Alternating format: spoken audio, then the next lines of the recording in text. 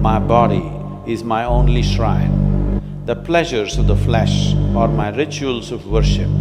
Beyond them, there is nothing. After me, there is nothing.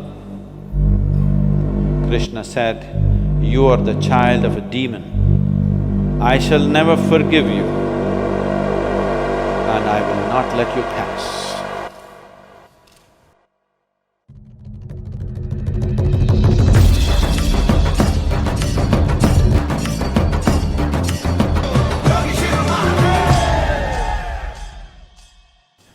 And Krishna gives you an insight into his own values of life.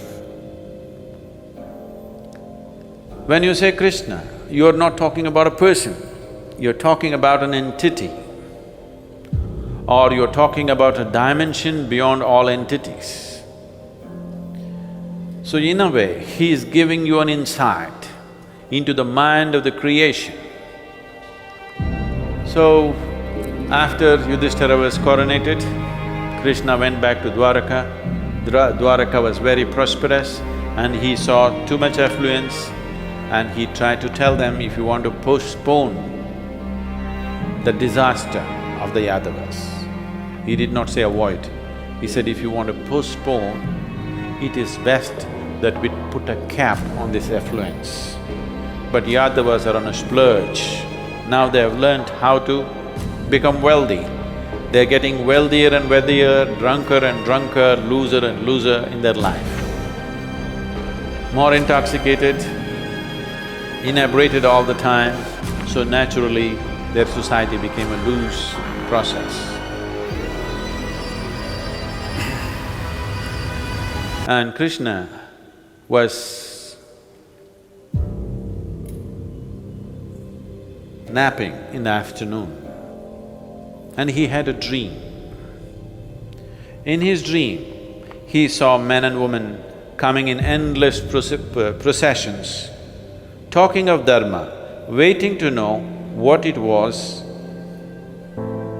himself unable to give a satisfying answer. Processions of people coming and coming towards him and going on asking questions about what is Dharma, what is this Dharma, that Dharma. And then he found his own answers are not truly fulfilling, something is lacking in this. He looked back, the Dharma that he tried to implement and the effect of it,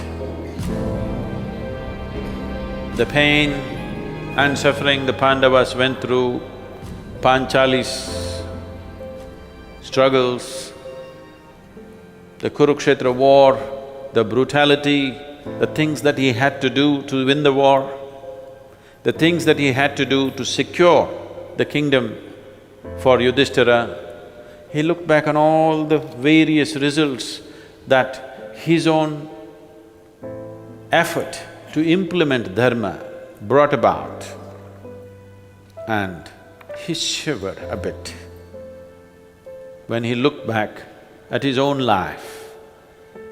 Though everything was done with the best of intention, with the greatest power, assistance, still all that happened to so many people, because Krishna did not just go through situations.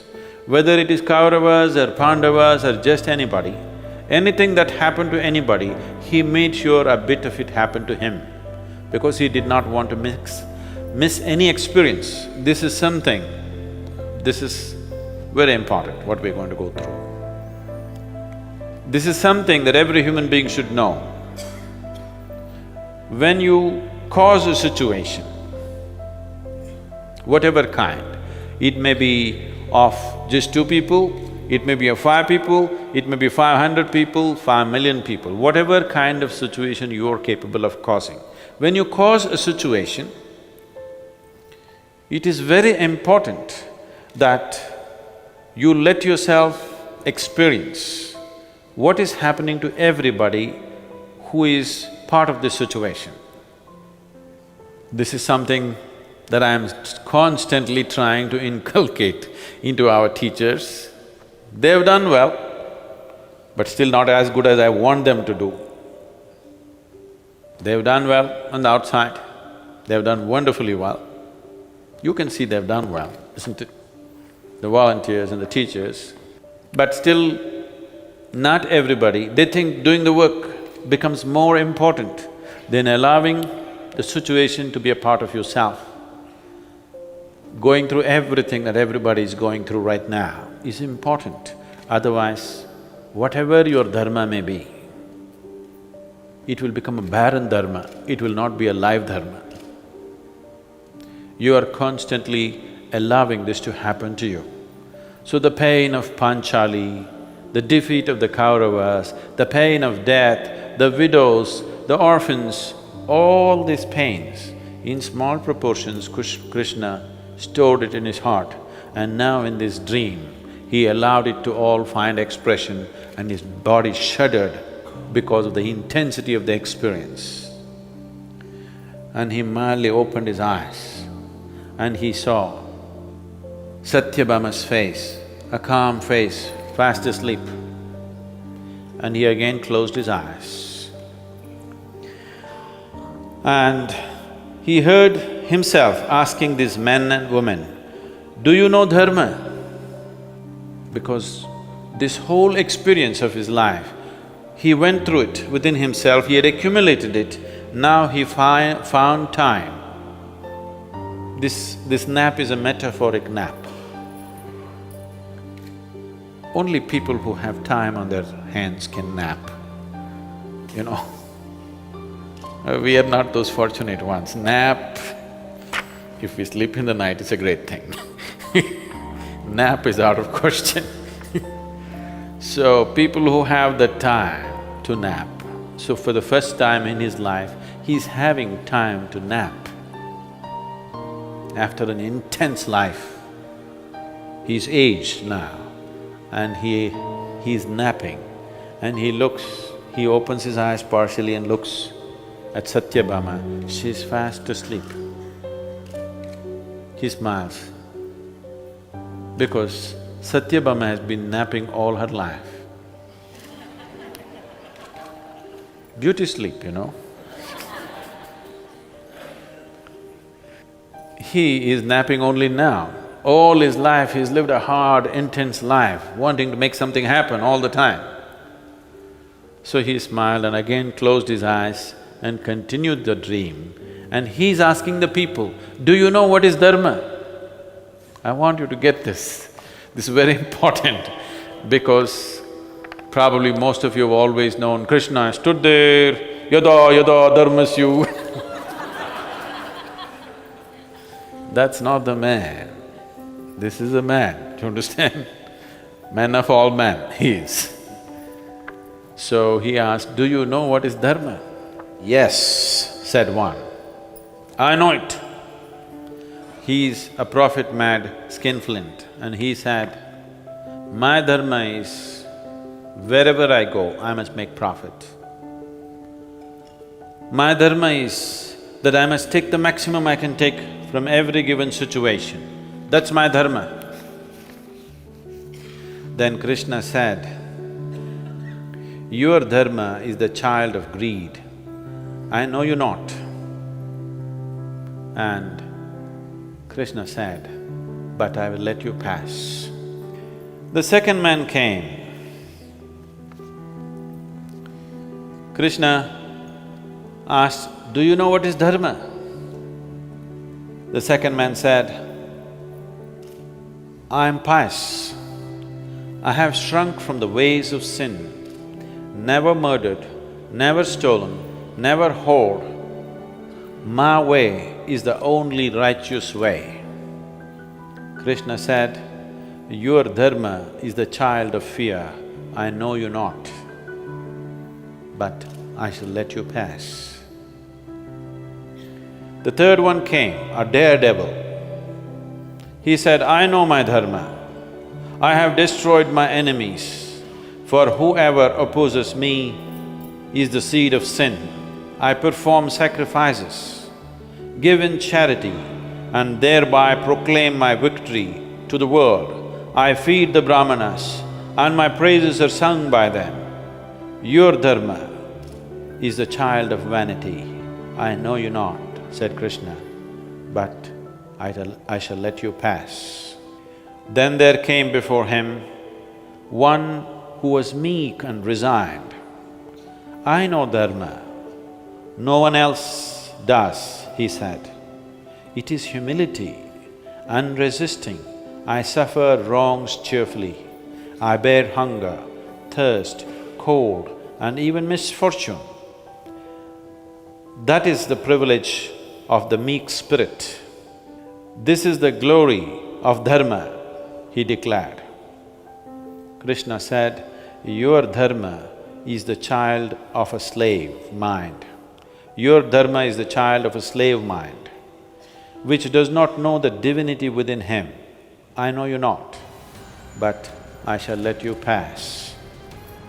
Then came another, sly as a fox, and said, I know my Dharma.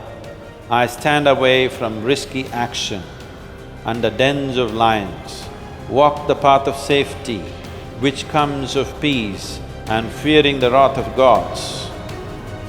Krishna said, your Dharma is the child of cowardice. I know you not, but I shall let you pass.